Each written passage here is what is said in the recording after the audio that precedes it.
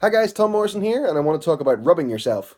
Really amazing, cool intro! One of the problems that come from only ever doing self massage is that you are not a physical therapist and you may not be doing the right thing. So, if you go to any physical therapist, they're going to be able to assess your muscles, test things, and see what's actually going on and actually treat you in the right way. If you only go after pain with your balls, so say that my right shoulder felt really, really tight and really, really sore.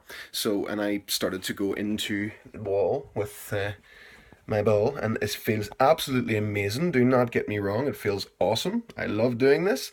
But if the reason it felt tight was actually because of my left shoulder, and say that the muscles were overactive on that side and it was pulling everything this way. So imagine if everything on this side was really, really tight and it was actually pulling all of the stuff here. So I was getting the sensation of pain on this side, and all I was doing was rubbing this even more. So it'd be like punching someone in the nuts if they've, stubbed their toe. It's gonna take their mind off the toe itself. So that's all you're doing with that stuff. So if you are going to be doing it yourself, make sure and do both shoulders anyway. But if you're having persistent problems that keep coming back, go to a professional. Like I said, we are not physical therapists. We don't know what we're looking for with this stuff. So it is much better to go to a professional and get their opinion and make sure that you're not disguising pain that is actually trying to help you out. Okay, so that's why I'm not a fan of this stuff and doing it yourself. I much prefer making sure that you move better all of the time. So